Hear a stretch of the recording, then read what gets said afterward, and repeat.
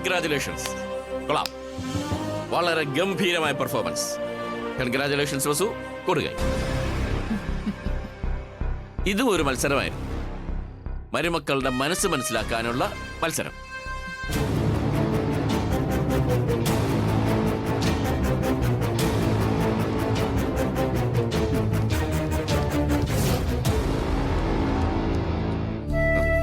ഇതിലും പോയിന്റ് നേടി മുന്നിൽ നിൽക്കുന്നത് ശ്യാമ തന്നെയാണ്. എന്തായാലും അവസാനത്തെ മത്സരത്തെ ആശ്രയിച്ചായിരിക്കും ഫൈനൽ റിസൾട്ട്.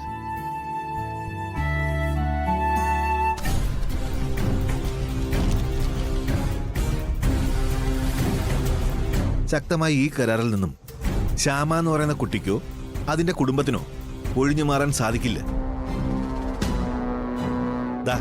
പ്രത്യേകം പറയുന്നുണ്ട്, ഏകപക്ഷീയമായി കരാറിൽ നിന്നും മാറിയാൽ ചോദിക്കുന്ന കോമ്പൻസേഷൻ തരണമെന്നുണ്ട്. അതുകൊണ്ട് ഒട്ടും പേടിക്കണ്ട, ധൈര്യമായിട്ടിരിക്കെ. ഒന്ന് ചോദിച്ചോട്ടെ വക്കീലെ, ശബ്ദം കിട്ടുന്നില്ല, പാടാൻ പറ്റുന്നില്ല, അങ്ങനെയൊക്കെ പറഞ്ഞ് അവൾ ഒഴിഞ്ഞാലോ? അത് കരാറിന്റെ പരിധിയിൽ വരുമോ? ഒരു സാഹചര്യത്തിലും അങ്ങനെ കരാർ ലംഘിക്കാൻ പറ്റില്ല. അത്രയും സ്ട്രോങ് കരാറല്ലേ നമ്മൾ ഉണ്ടാക്കിയത്. പക്ഷേ ഈ വാർത്ത പുറത്തെങ്ങാനും അറിഞ്ഞ് ഇതൊരു ചർച്ചയായാലോ? അപ്പം നമ്മളായിരിക്കില്ലേ കുറ്റവാളികള്? വഞ്ചനാ കുറ്റത്തില് അവളും പ്രതിയാവും. അതുകൊണ്ട് തന്നെ അവളോ അവളുടെ ഭർത്താവോ കൈവിട്ട കളിക്ക് നിൽക്കില്ല. മേഡം, ദാ എഗ്രിമെന്റ്. അപ്പോ ഞാൻ ഇറങ്ങട്ടെ മേഡം? മേഡം, കരാറുണ്ടാക്കുന്ന സമയത്ത് ഞാൻ മേഡത്തിനൊരു വാക്ക് തന്നിരുന്നു. മരണം വരെ ഞാനായിട്ട് ഈ വാർത്ത പുറത്തുവിടില്ലെന്ന്. ആ വാക്ക് ഞാൻ പാലിക്കും മേഡം. ശരി.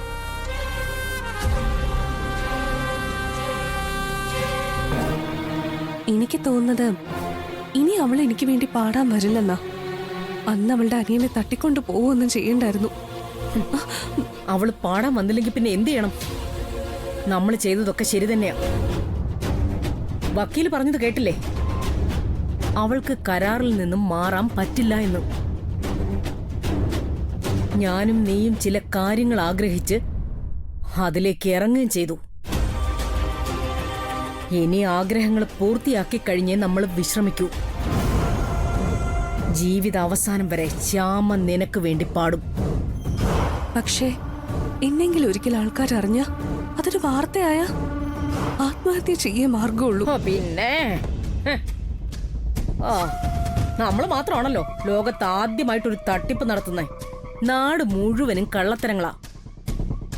അതുകൊണ്ട് കുറ്റബോധം കാണിക്കേണ്ട കാര്യമൊന്നുമില്ല. വലിയ വലിയ പാട്ടുകാരൊക്കെ ഗാനമേളയ്ക്ക് ചുണ്ടനൊക്കെ ഇട്ട് റെക്കോർഡിങ്ങാ പ്ലേ ചെയ്യുന്നേ. അപ്പൊ അത് കള്ളത്തരമല്ലേ? എന്തായാലും ഇന്ന് അവളെ ഒന്ന് വിളിക്കണം, വിളിച്ചൊന്ന് വരട്ടണം. വസുന്ധര വിളിച്ചപ്പോ എന്നോട് പറഞ്ഞായിരുന്നു അവളേതോ ഒരു മത്സരത്തിൽ ജയിച്ച കാര്യം. പാചക മത്സരോ അങ്ങനെ എന്തോ. അതെ, അവള് കമ്പനിയുടെ തലപ്പത്തെങ്ങാനും വന്നാലുണ്ടല്ലോ, പിന്നെ നമ്മളെ കൊണ്ട് അവൾക്ക് ഒരു പ്രയോജനവും ഇല്ല. അവള് നമ്മളെ മൈൻഡ് പോലും ചെയ്യില്ല. അവളെ അവിടെ മത്സരിച്ച് ജയിക്കുമായിരിക്കും, എന്നോട് മത്സരിച്ച് ജയിക്കില്ല. ഇന്ന് തന്നെ ഞാൻ കാണിച്ചു കൊടുക്കാം.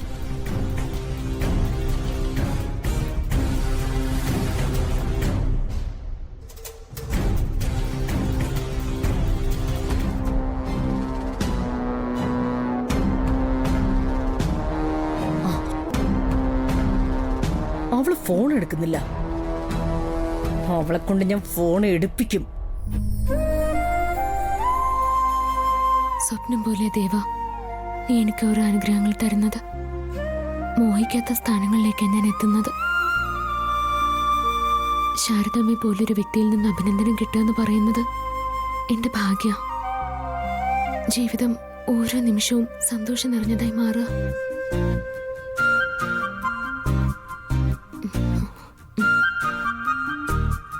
സർ, എന്നെ അല്ല ദൈവത്തെ നോക്കി പ്രാർത്ഥിക്കുക. എന്റെ ദേവി താനാണല്ലോ. അമ്പലത്തിന് മുന്നിൽ നിന്നാണോ ഇങ്ങനെയൊക്കെ പറയുന്നേ? ഞാൻ പറയാതെ തന്നെ ദൈവത്തിനറിയാം എന്റെ ദേവി താനാണെന്ന്.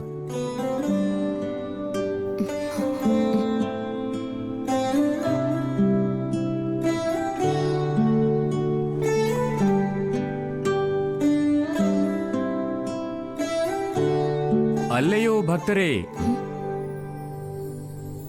നിങ്ങളെ നാം അനുഗ്രഹിച്ചിരിക്കുന്നു. ആഹാ, നീ എത്തിയോ? നീ എപ്പോഴാ നാട്ടിലോന്ന്? ഇന്ന് രാവിലെ വന്നു. ആ, ഇവിടെ വന്നപ്പോ മത്സരത്തിന്റെ കാര്യങ്ങളൊക്കെ അറിഞ്ഞു. നിങ്ങൾ അമ്പലത്തിലുണ്ടെന്ന് അറിഞ്ഞിട്ടാ ഞാൻ ഇങ്ങോട്ട് വന്നത്. എടാ, നീ ഇങ്ങ് വന്നേ, ഒരു കാര്യം പറയാനുണ്ട്.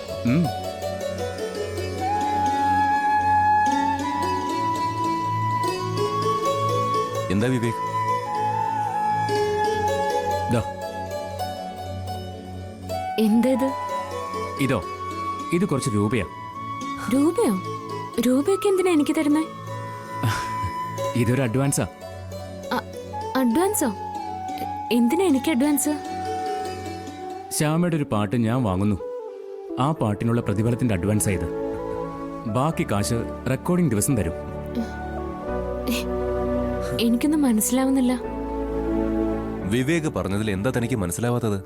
തന്റെ ഒരു പാട്ട് വിവേകിന് വേണം. അതെ, പാട്ടിന്റെ പ്രതിഫലത്തിന്റെ അഡ്വാൻസ് തരുന്നു. എന്തായാലും കിട്ടുന്നത് കളയണ്ട. വാങ്ങിച്ചോ. ഞാൻ എന്ത് പാടാനാ സാർ? ശ്യാമ എന്തു പാടാനാണെന്നോ? ശ്യാമ പാട്ട് പാടുന്നു. Sir please, please Vivek. ഒന്നാമത് അരുന്ധതി മാഡമായിട്ട് ഉണ്ടാക്കിയ കരാറ്, ആ കരാർ നിലവിലുണ്ട്. ആ സാഹചര്യത്തിൽ ഞാൻ വേറെ പാടിയാ അത് കേസാവും. ഹാ. അരുന്ധതി മാഡം അച്ഛനും അമ്മയൊക്കെ ഭീഷണിപ്പെടുത്തും.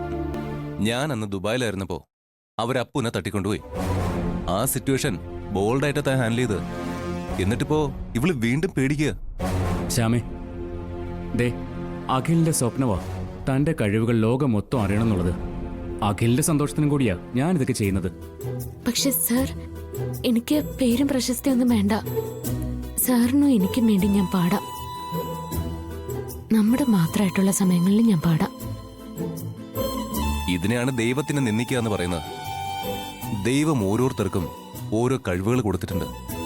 അത് അവരവർക്ക് വേണ്ടി ഉപയോഗിക്കാനുള്ളതല്ല, മറ്റുള്ളവർക്ക് സന്തോഷം കിട്ടാനാ. ദേ, ഗാനഗന്ധർവൻ യേശുദാസ് തനിക്ക് കേൾക്കാൻ വേണ്ടി മാത്രം പാടാൻ തീരുമാനിച്ചിരുന്നെങ്കിൽ എന്താവുമായിരുന്നു? വൈക്കം മുഹമ്മദ് ബഷീർ തനിക്ക് വായിക്കാൻ വേണ്ടി മാത്രം എഴുതാം അങ്ങനെ തീരുമാനിച്ചിരുന്നെങ്കിലോ? മമ്മൂട്ടിയും മോഹൻലാലും ഒക്കെ അവരവർക്ക് വേണ്ടി മാത്രം അഭിനയിച്ച് വീട്ടിലിരുന്ന് കണ്ടാലോ? ശ്യാമേ, താൻ തന്റെ കഴിവുകൾ പുറത്തിറക്കാതെ ദൈവത്തെ വഞ്ചിക്കുകയാണ് ചെയ്യുന്നത്. മറ്റൊരാൾക്ക് വേണ്ടി പാടി ദൈവത്തെ ചതിക്കുകയും ചെയ്യുന്നു.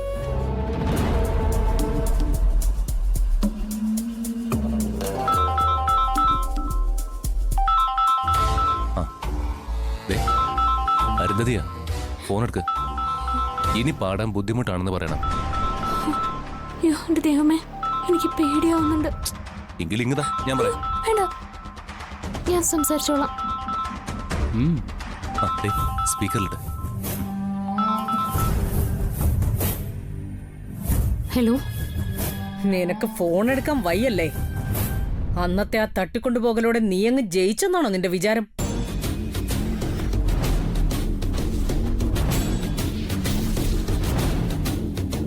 ഞാനുണ്ടാക്കിയ കരാറിൽ നിന്ന് മാറിയാൽ നീ അനുഭവിക്കും. കോൺട്രാക്റ്റ് ഒക്കെ ദേ എന്റെ മുമ്പിൽ തന്നെ ഉണ്ട്. വരുന്ന ഭവിഷ്യത്തുകൾ നമുക്ക് രണ്ടുപേർക്കും അങ്ങോട്ട് അനുഭവിക്കാം.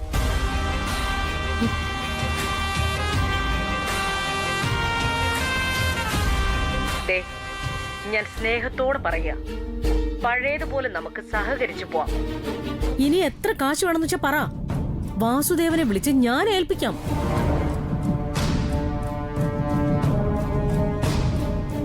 കഴിഞ്ഞ കാര്യങ്ങളെല്ലാം നീ മറക്കണം. നീ വരണം. വിസ്മയക്ക് വേണ്ടി നീ പാട്ട് പാടണം.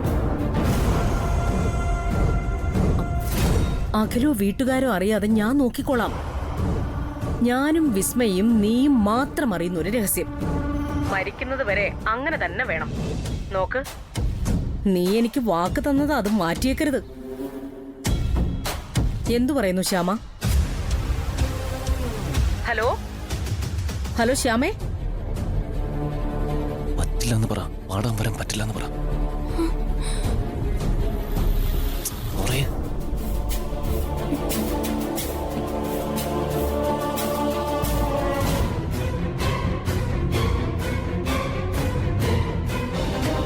എനിക്ക് പാടാൻ വരാൻ പറ്റില്ല.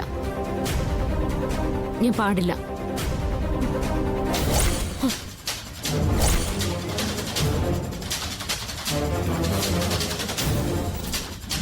ഭൂലോക വഞ്ചകിയ ഒരാളിനെയും ഒരു നാടിനെയും മുഴുവൻ പറ്റിച്ചോണ്ടിരിക്കുക.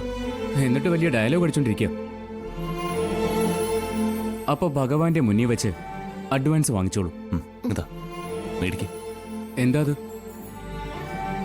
ഞാൻ പാടാം, പക്ഷേ തൽക്കാലം എന്റെ പേരിലല്ലാതെ മറ്റൊരാളുടെ പേരിൽ. അങ്ങനെ തന്നെയാ ഞങ്ങളും പ്ലാൻ ചെയ്തിരിക്കുന്നത്. പുതിയൊരു പാട്ടുകാരിയായി ലോകം അറിയണം. വിസ്മയ അരുന്ധതിയും ഈ നാട്ടിൽ നിന്ന് പോണം. അത്രേ ഉള്ളൂ ലക്ഷ്യം. അത് കഴിഞ്ഞാ ശ്യാമയായി തന്നെ തുടരും. പുതിയൊരു പേരെന്ന് പറയുമ്പോ അതോ? അഖിൽ ഒരു പേര് നിർദ്ദേശിച്ചിട്ടുണ്ട്. ശ്യാമയ്ക്ക് വേണ്ടി പുതിയൊരു പേര്. അഖിലേ? കൃഷ്ണ തുളസി.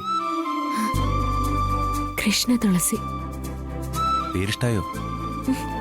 ഇഷ്ടായോന്ന് എന്റെ പേടിയൊക്കെ മാറിയതുപോലെ തോന്നുക. എങ്കിൽ ആദ്യം ഐശ്വര്യമായിട്ട് അഡ്വാൻസ് വാങ്ങിച്ചോ. ആ മേടിച്ചു. റെക്കോർഡിംഗ് ഏത് ദിവസമാണെന്നുള്ളത് ഞാൻ അറിയിക്കാം. മേടിച്ചു.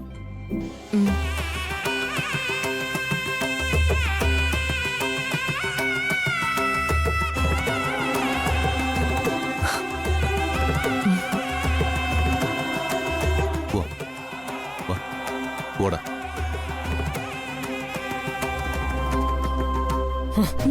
അവള് വരില്ലാന്ന്. കണ്ടോ, ഞാൻ പറഞ്ഞത് എന്തായി? അവൾ ഉറച്ചു തീരുമാനിച്ചേക്ക് അവള് വരില്ല. ഇതൊന്നും വേണ്ടായിരുന്നെന്ന് ഇടയ്ക്കൊക്കെ തോന്നിയിരുന്നു. പക്ഷേ ഇപ്പൊ വാശി കൂടുക. അവളെ കൊണ്ട് തന്നെ പാടിപ്പിക്കണോന്ന്. മമ്മി, ഈ കരാറ് കോടതിയിൽ എത്തിച്ചാലോ? കരാറും കോടതിയുമൊക്കെ അവിടെ നിൽക്കട്ടെ.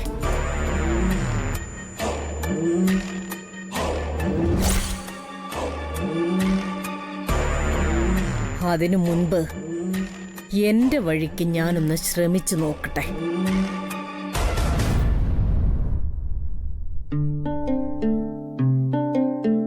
ഐശ്വര്യ, അമൃത, ആഹാരം എടുത്തു വെച്ചിരിക്കുക, കഴിക്കാൻ വാ.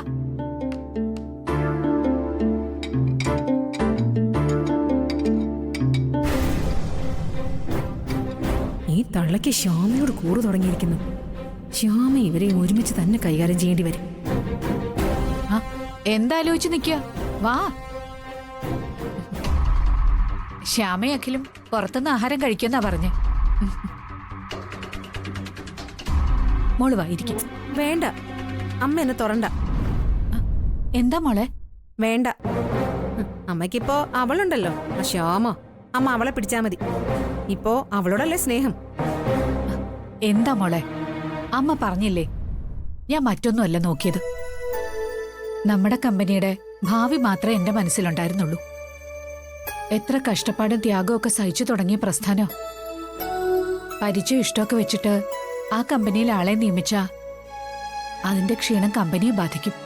കമ്പനി പൊളിയും. ഓ, അത് ശരി.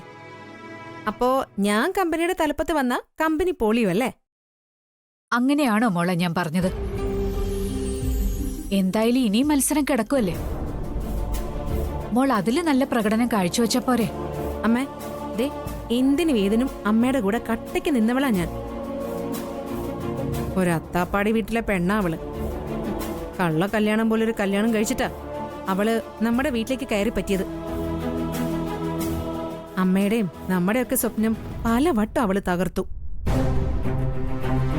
ഒരു ദരിദ്രവാസി കുടുംബത്തിൽ നിന്നേ വസുന്ധരയ്ക്ക് മരുമോളെ കിട്ടിയുള്ളൂ എന്ന് നാട്ടുകാർ മൊത്തം പറഞ്ഞ് ചിരിക്കുകയായിരുന്നു. അവിടൊക്കെ അമ്മയുടെ അഭിമാനം രക്ഷിച്ചിരുന്നതേ ഈ ഐശ്വര്യ. കപടഭക്തി കാണിച്ച് കാര്യം കാണാൻ എനിക്കറിയില്ല. ശരിക്കും അതെനിക്കൊരു ദോഷം തന്നെയാ. ശോ, എന്തൊക്കെ പറഞ്ഞാലാ ഈ തള്ളിയൊന്ന് പാട്ടിലാക്കാൻ പറ്റുക? അമ്മേ, ഞാൻ പറഞ്ഞത് നേരാണോ കള്ളാണോ? അമ്മ അത് മാത്രം പറഞ്ഞാ മതി. മോള് പറയുന്നതൊക്കെ സത്യം തന്നെയാ. ആഖ്യമായിട്ടുള്ള അവളുടെ കല്യാണം അബദ്ധമായിട്ട് നടന്നതാണെന്നാണോ അമ്മ കരുതുന്നേ? അതിന്റെ പിറകില് അവളുടെയും വീട്ടുകാരുടെയും ഗംഭീര നാടകം ഉണ്ടായിരുന്നമ്മേ. ബാക്കിയൊന്നും പോലെയല്ലല്ലോ താലി. അത് കഴുത്തി വീണത് തന്നെയാ. പിന്നെ അത് അങ്ങനെ ഇങ്ങനെയൊന്നും പൊട്ടിച്ചളയാൻ പറ്റില്ലല്ലോ. അത് അവൾക്കും വീട്ടുകാർക്കും നന്നായിട്ടറിയാം. ആലോചിക്കും തോറും വേണ്ട. ഇങ്ങനൊരുത്തി കമ്പനിയുടെ തലപ്പത്ത് വന്നാലേ നല്ല ചേലായിരിക്കും. കണ്ടില്ലേ, ഇപ്പൊ തന്നെ ആ അരവിന്ദനെ അവിടെ കൊണ്ട് പ്രതിഷ്ഠിച്ചു. ഇവളെങ്ങാനും മേധാവിയായ പിന്നെ നല്ല രസമായിരിക്കും. ഒരു ക്യാബിനില് അവളുടെ തന്തപ്പടി, ആ കള്ള സെക്യൂരിറ്റി, വേറൊരു ക്യാബിനില് തളർന്നു കിടക്കുന്ന അവളുടെ തള്ള, സ്പെഷ്യൽ മേധാവിയായിട്ട് ആ സൂത്രക്കാരി ജയന്തി. അടിപൊളിയായിരിക്കും അമ്മ, അടിപൊളി. അങ്ങനെയൊന്നും സംഭവിക്കാൻ ഞാൻ ജീവിച്ചിരിക്കുമ്പോ സമ്മതിക്കില്ല.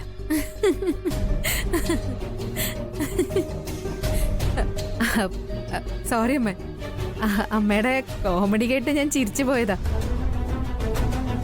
ഈ നാട്ടിലെ ഏറ്റവും വലിയ കുടുംബത്തിലെ മരുമകളായിട്ട് അവള് കയറി പറ്റി. പിന്നെ കമ്പനിയിൽ 2 ആളെ നിയമിക്കാൻ പ്രയാസം. ഒരബദ്ധം പറ്റി, ഇനിയൊരബദ്ധം കൂടി ഈ വസുന്ധരയ്ക്ക് പറ്റില്ല. എന്ത് ചെയ്യണമെന്നൊക്കെ എനിക്കറിയാം. നീ കഴിക്കാൻ നോക്ക്. ഈ അമൃത എവിടെ പോയി കിടക്കുക? ഭക്ഷണം കൊണ്ടുവച്ചാലും പോരാ, കഴിക്കാൻ വേണ്ടി കൈയും കാലും പിടിക്കണം. അമൃത,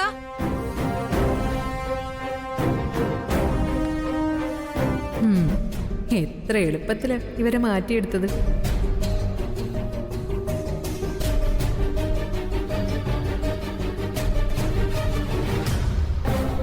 എത്ര നേരമായിട്ട് കിടന്ന് വിളിക്കുക? വന്ന് ആഹാരം കഴിക്കും. ശ്യാമ വരട്ടെ അമ്മേ, ശ്യാമയെ ഒത്ത് കഴിക്കാം. അമൃതയുടെ തീ ശ്യാമയോടൊപ്പം കഴിക്കും അമ്മേ. അവര് ഒറ്റ ടീമല്ലേ. ഈ വീട്ടിൽ അങ്ങനെ വേറെ വേറെ ടീമൊന്നുമില്ല.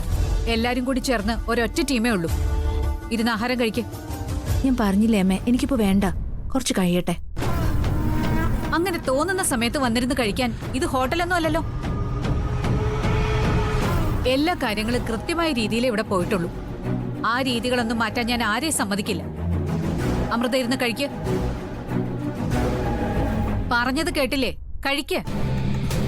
ഇല്ലമ്മേ, ഇല്ല. നീ എന്താ പറഞ്ഞേ? എന്റെ വാക്കുകളെ ധിക്കരിക്കാണോ? അമൃതയോട് കഴിക്കാനാ പറഞ്ഞേ. എനിക്ക് വേണ്ടമ്മേ. ഇരുന്നേ. അമ്മ, അമ്മ വേണ്ടമ്മേ. അമൃതടുത്തേക്ക് ഇപ്പൊ ആഹാരം വേണ്ടെങ്കിൽ കഴിക്കണ്ട. ചിലപ്പോ ശ്യാമയോടൊപ്പം കഴിക്കാനായിരിക്കും ഇഷ്ടം. അവര് ഒറ്റ കമ്പനി ആകുമ്പോ അവർക്ക് 2 പേർക്കുമായിട്ട് എന്തെങ്കിലും പറയാനൊക്കെ ഉണ്ടാവും. അങ്ങനെ ഇപ്പൊ 2 പേര് മാത്രം മാറിയിരുന്ന് ഇവിടെ ഒന്നും പറയണ്ട. വിട്ടേക്കമ്മേ. അമൃതടുത്ത് ചെല്ല്. ആയിക്കോ, ആര് എന്താന്ന് വെച്ചാ ആയിക്കോ. ഈ വീട്ടിലെ സമാധാനം ഐശ്വര്യം ഒക്കെ തീരട്ടെ. ഞാൻ പോവാ. അമ്മേ നിക്കമ്മേ. അമൃതടുത്തി, ദേ, ഞാൻ വലിയ സത്യവതിയൊന്നുമല്ല. ചെറിയ ചെറിയ തെറ്റുകളൊക്കെ എന്റെ ഭാഗത്തും ഉണ്ട്. പക്ഷേ എന്തൊക്കെ ദോഷമുണ്ടെങ്കിലും ഞാൻ അമ്മയെ ഒരിക്കലും ധിക്കരിച്ചിട്ടില്ല. അമ്മ ഒറ്റ ഒരാളാ ഈ വീടിനെ ഒറ്റക്കെട്ടായിട്ട് കൊണ്ടുപോകുന്നത്. അതെനിക്കറിയാം.